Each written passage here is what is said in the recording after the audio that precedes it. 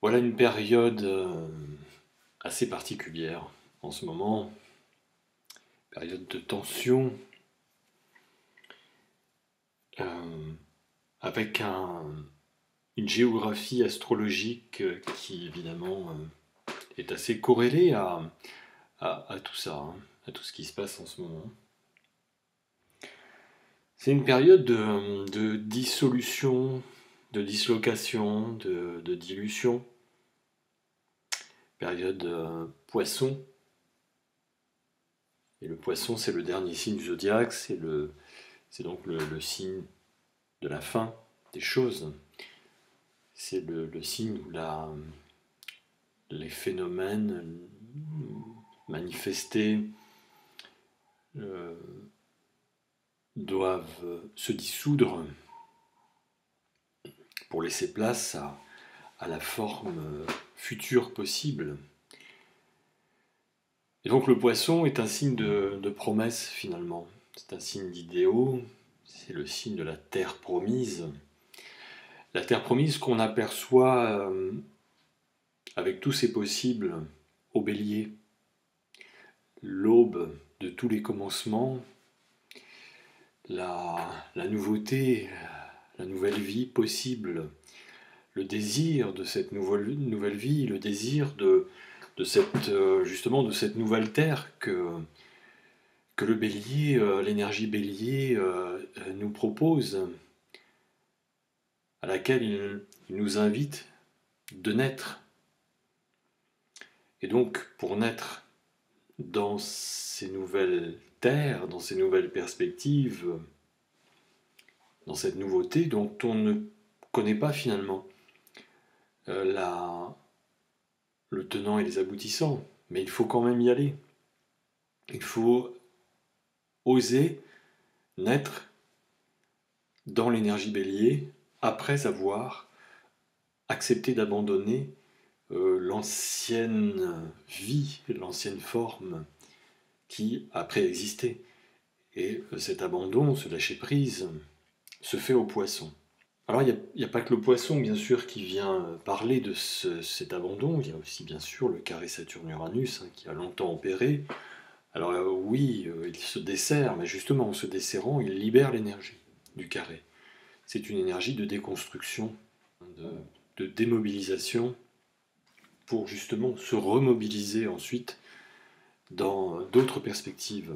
La Terre promise, c'est aussi Uranus dans le taureau. Uranus dans le taureau, c'est la découverte. Taureau, c'est la terre, signe de terre. Donc on est aussi dans cette injonction de s'avancer, d'aller s'aventurer dans la découverte de nouvelles terres, dans de nouvelles perspectives, de nouvelles organisations de vie sur ces nouvelles terres, de nouvelles sociétés, avec vraisemblablement de nouveaux paradigmes, de nouvelles valeurs. Donc il faut accepter de lâcher complètement prise avec justement nos anciens modèles. Tout ce qui se manifeste en ce moment, tout événementiel, quel qu'il soit, participe de cette déconstruction, de cette dislocation, de cette dilution des formes dans lesquelles nous avons vécu jusqu'à présent. Euh, Moi, je l'ai déjà un peu développé dans les podcasts précédents. Je vous invite d'ailleurs à revoir la vidéo que j'avais publiée le 28 juillet dernier, 28 juillet 2021, où déjà j'apporte un peu quelques éclairages sur ce phénomène de déconstruction, ce phénomène de fragmentation, de division qui opère en ce moment. Et donc tout événementiel vient appuyer, vient déclencher ce phénomène d'effondrement, des effondrements de nos systèmes civilisationnels, et plus particulièrement des civilisations assez hégémonistes finalement. Ça s'est incarné par Saturne, des civilisations dominantes, prosélytes, qui ont étendu leur champ culturel, leur champ d'action à travers le monde, en imposant plus ou moins directement, plus ou moins par la force ou d'une façon un peu plus indirecte, quelque part, les modèles de société, ces modèles socioculturels. Et bien là, nous arrivons au terme de cela, au terme de cette forme de domination. Hein. Il y a du coup des oppositions, des réactions très fortes, d'autres formes, d'autres visions du monde, d'autres visions justement de construction de société. Dans ce moment, justement, il y a, avec le Poisson, et alors Jupiter et Neptune qui sont dedans, hein, qui sont voilà, deux planètes hyper inflationnistes, qui viennent amplifier les phénomènes, quels qu'ils soient. Et en tout cas, ce phénomène de dislocation. Donc, dans un moment comme ça, il y a beaucoup de propagande. Vous voyez, on est dans des énergies en ce moment propagandistes.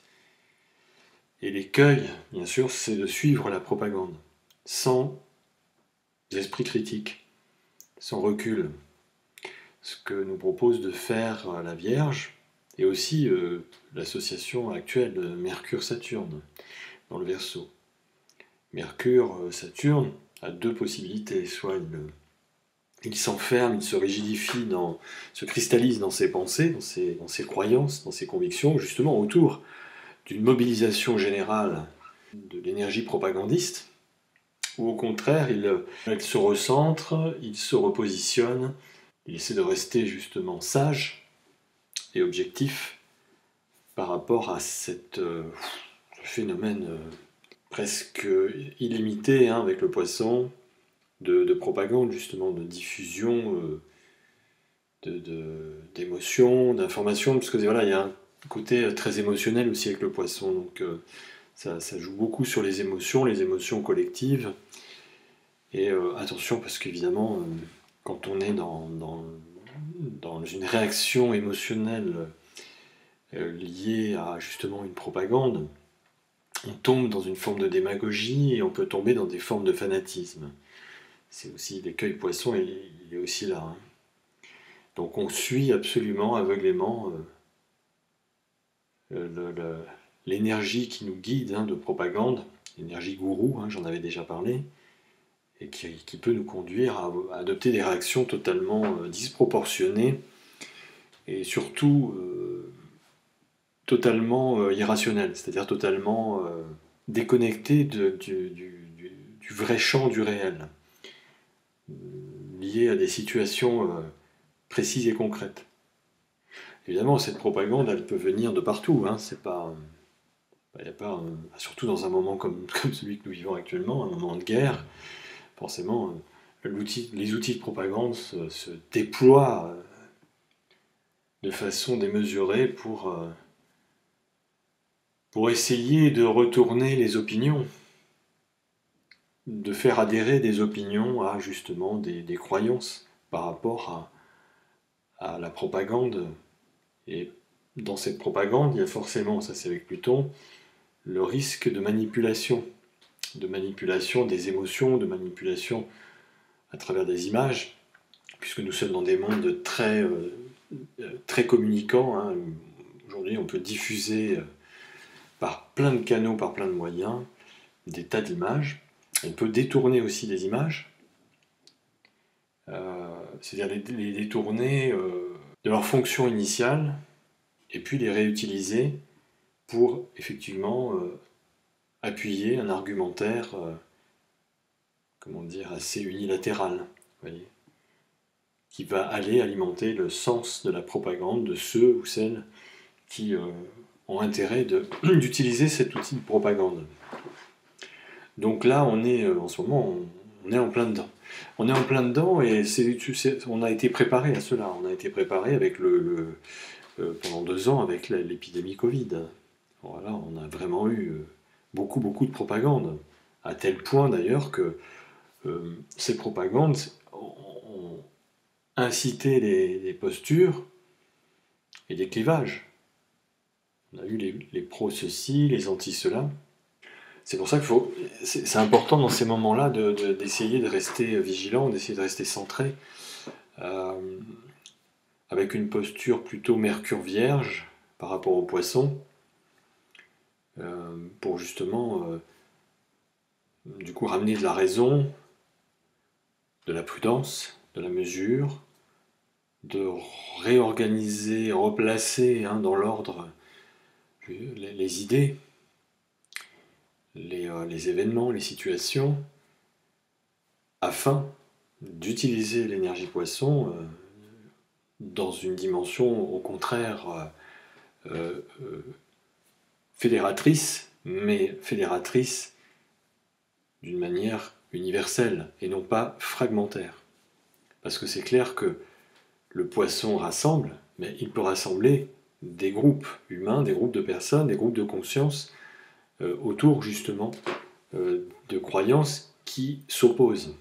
Et là, on rentre dans des luttes, voire dans des guerres.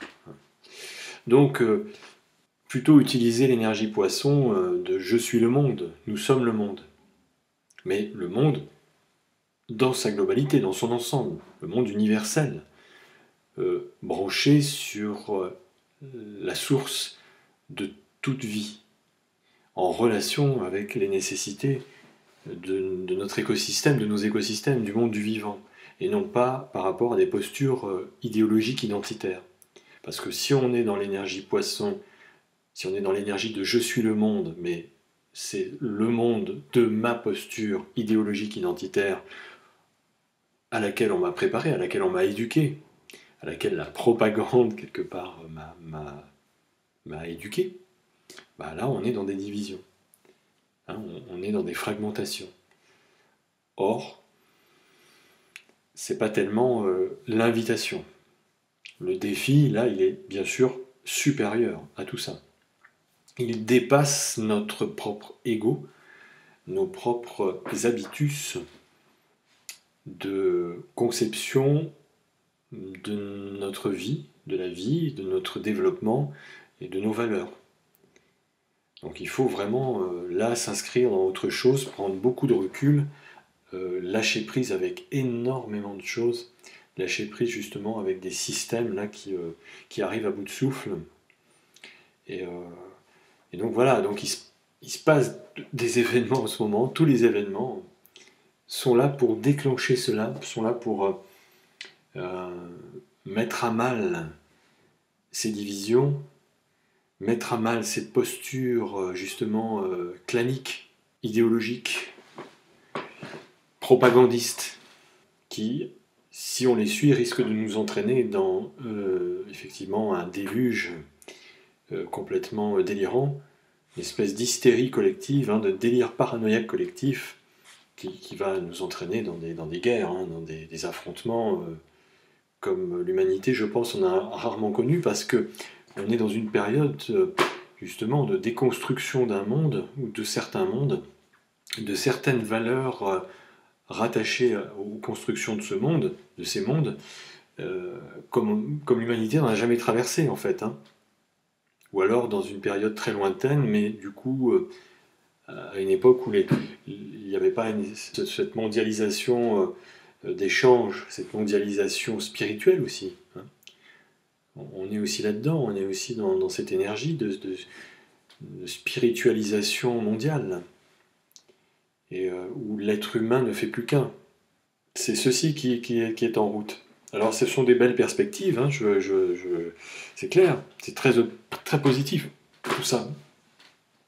Mais voilà, si on s'accroche à des choses, si on résiste, alors il va falloir passer par une période de chaos.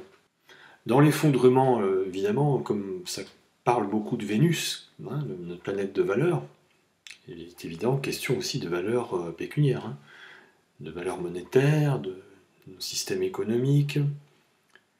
Donc, avec Jupiter et Neptune, oui, on mesure l'inflation là. Il y a une inflation avec ces deux planètes. L'inflation économique aussi, l'inflation qui nous touche actuellement. Inflation des prix, du coût de la vie. Donc cette hyperinflation, parce que ça n'en est que le début, là, elle risque de mettre à mal justement nos systèmes économiques, nos systèmes monétaires, nos systèmes financiers, notre façon justement de faire du commerce, de faire des échanges, avec comme support la valeur monnaie, la valeur argent. Pour moi, tout ça est en train de s'effondrer, hein, de tomber dans un chaos qui effectivement risque, en tout cas temporairement, de nous plonger dans un grand désarroi. On va passer d'une forme d'abondance, voire de surabondance, de nos civilisations, de nos sociétés, hein, qui ont vécu voilà, dans cette opulence jupitérienne, voire suropulence jupitérienne, avec tous les excès et les travers jupitériens. Quand ce Jupiter-là déborde, ce qui peut lui arriver, eh bien, on va passer de ce statut à, au contraire, des pénuries et des manques. Il va falloir qu'on ressente, qu'on éprouve ce manque. Et peut-être aussi, du coup, ces énergies-là, à ce moment-là, va nous inviter à replacer les curseurs de valeur, ce qui est prioritaire, ce qui est essentiel. Donc reprendre la mesure de nos véritables besoins pour justement nous sustenter, nous nourrir. Vous voyez, il y a toute une mécanique astrologique, là, énergétique, qui se met en place pour redessiner une géographie humaine de nos sociétés, de notre monde, totalement différente, avec des points de dilution, des points de dislocation qui sont propres à l'énergie poisson. En fait, ça me fait penser un peu à la chenille qui se transforme en papillon. Le processus chimique est intéressant et l'analogie aussi parce que la chenille va créer son cocon, sa chrysalide, et puis à l'intérieur de cette chenille, d'aucuns pourraient penser qu'il pousse des antennes et des ailes à partir de la chenille. Or, pas du tout. Hein, à l'intérieur de cette chrysalide, de ce cocon, il y a une substance corrosive qui dissout complètement l'état de chenille. Et à l'intérieur, si on coupe, hein, on fait une coupe transversale, on observe et on voit qu'il y a un espèce de liquide gélatineux qui a pris la place de la chenille. C'était complètement dissous. Et ce liquide gélatineux, va tout à coup se reconstruire une autre forme. Cette forme, c'est le papillon. Et bien voilà, ce qui opère en ce moment dans notre période actuelle, c'est un peu cela. Donc une dématérialisation totale, une déconstruction totale de la forme existante, précédente, une dilution hein, avec à l'intérieur d'une forme existante qui est le cocon et la chrysalide, pour permettre la reformation d'autre chose, d'une nouvelle entité de vie. Donc ça peut se manifester de différentes façons, ça, hein, ces phénomènes corrosifs. Bon, j'ai parlé de la symbolique de l'effondrement de Sodome et Gomorrhe, des sociétés, des civilisations qui étaient arrivées justement dans des extravagances de luxure, voilà, qui ne pouvaient plus tenir, qui avaient amené aussi de la corruption, parce qu'il est question de cela avec Pluton actuellement associé à Mars. Mars, Pluton, Vénus, c'est une énergie de dévoilement, de révélation justement, de corruption de nos sociétés, de tout ce qui est corrompu, de tout ce qui corrompt ces sociétés. Et du coup, qui les gangrène, et qui les empêche de pouvoir justement se développer d'une manière plus lumineuse. Hein, c'est le côté sombre, ça, des fonctionnements humains. Les corruptions, elles opèrent à différents niveaux. Elles n'opèrent pas forcément que dans les grandes institutions, que dans la politique, mais quelque part, comme c'est dans le Capricorne, un petit peu quand même. Donc là, cette énergie Mars-Pluton, c'est l'énergie des cavaliers de l'Apocalypse, si vous voulez. Alors, ils sont 4, les cavaliers de l'Apocalypse. Et ces cavaliers de l'Apocalypse sont des chevaliers de vérité. Hein. C'est des cavaliers qui arrivent et qui viennent trancher les têtes, sans émotion, c'est un jugement un peu... c'est le jugement suprême, c'est le jugement divin. Alors la signification du mot apocalypse, c'est la révélation, c'est le dévoilement. Donc ça correspond bien à la conjonction, enfin à l'aspect, aux aspects Mars-Pluton. Donc on peut dire qu'actuellement sur cette Terre opèrent de nombreux cavaliers de l'Apocalypse, en tout cas animés de cette énergie. Bien sûr, vous aurez compris que c'est une symbolique. Une symbolique d'ailleurs quand même assez effrayante si on la prend à la lettre, parce que ces 4 cavaliers d'Apocalypse, alors il y a le cheval blanc qui représente la conquête, il y a le cheval rouge qui représente la guerre, il y a le cheval noir qui représente la famine, et il y a le cheval pâle qui représente l'épidémie et la mort. L'épidémie, vous voyez, on vient d'en traverser une et elle est vraisemblablement, pour moi en tout cas, pas terminée. On rentre peut-être dans une autre forme d'épidémie. C'est autre chose. Là, on est dans cette énergie des cavaliers de l'Apocalypse. Et bon, il y en a plusieurs qui opèrent sur Terre. Ces cavaliers, ces espèces de chevaliers blancs mus par une mission de faire triompher la justice, de faire triompher la vérité.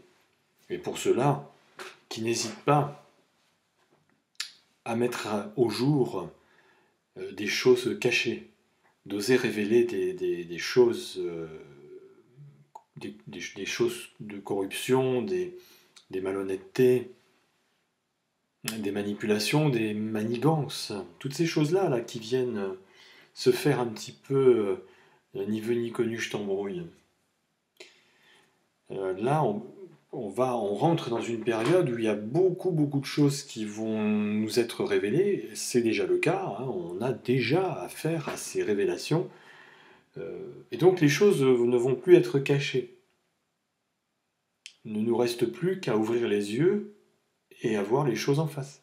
Même si ces choses-là sont absolument épouvantables, parce que c'est vrai qu'il y a des corruptions qui sont vraiment très laides et très moches, des attitudes et comportements humains absolument inqualifiables, épouvantables. Mais c'est pas grave. Il faut les voir, il faut justement que là, nous ouvrions les yeux pour... c'est un moment très important d'ouvrir les yeux et les oreilles, tout en restant, bien sûr, je vous le dis, très objectif, très centré. Pas rentrer non plus dans un émotionnel qui nous fait perdre totalement les pédales et nous fait adopter des attitudes, des réactions disproportionnées. Donc là, de pouvoir observer, de voir les choses clairement, de voir justement les corruptions et certaines corruptions propagandistes, c'est intéressant pour justement pouvoir faire des choix dans la suite. La connexion vénusienne, faire ses choix de relations, ses choix relationnels, très important des choix relationnels. Choisir son camp, c'est ça. On doit choisir notre camp. Et tant pis, on doit franchir la berge, on doit franchir la rivière, franchir le Rubicon pour accéder à l'autre rive, parce que c'est cette autre rive promise qui est notre Éden, notre paradis de bonheur, en relation avec d'autres personnes qui ont envie de partager les valeurs de cette nouvelle terre. Et donc il faut choisir ses relations, s'associer. Mars, Vénus, Pluton, c'est vrai qu'on est dans une mise en relation vraiment de vérité, sans filtre. Mars, Vénus, Pluton, c'est vraiment le relationnel, et même dans les histoires d'amour, sans filtre. On est nu là. On est dans notre Eros, avec le Thanatos qui nous invite à laisser mourir de nous-mêmes les choses encombrantes qui ne servent plus à rien, et notre Eros qui est constructeur de vie, qui est constructeur de vie, qui est constructeur de désirs, et ces désirs amènent l'appétit de vivre, l'appétit aussi de créer, d'être dans la création, dans la recréation, dans la procréation aussi, avec Pluton. On se recrée à travers, éventuellement, aussi l'acte sexuel lié à l'éros. c'est notre perpétuation, si vous voulez. Mais la perpétuation, là, vraiment sur des valeurs fondamentales, des valeurs de vie essentielles, pour justement pouvoir survivre à ce chaos. Ce chaos qui ouvre des brèches énormes, des brèches dans lesquelles effectivement on tombe, on peut tomber, mais ces brèches sont nécessaires pour justement ouvrir d'autres horizons, faire rentrer de nouvelles lumières. Donc là, on est dans un moment comme ça. Hein. On est dans un moment particulièrement tendu, d'effondrement, d'écroulement, pour justement permettre à d'autres formes d'exister. Évidemment, il y a des résistances, c'est clair. Les formes moribondes qui sont au bout du cycle, qui arrivent au bout, n'ont pas envie de lâcher leur statut, leur précaré. Et donc, vouloir se maintenir dans des postures mordicus, alors que toutes les énergies astrologiques, toutes les énergies montrent le contraire, nous invitent vraiment à nous glisser dans ce changement, nous rapprocher de personnes ou d'entités, enfin, ou soi-même incarner ce changement, et nous rapprocher de personnes qui incarnent ce changement, qui sont déjà depuis peut-être plus longtemps que soi dans des énergies comme ça.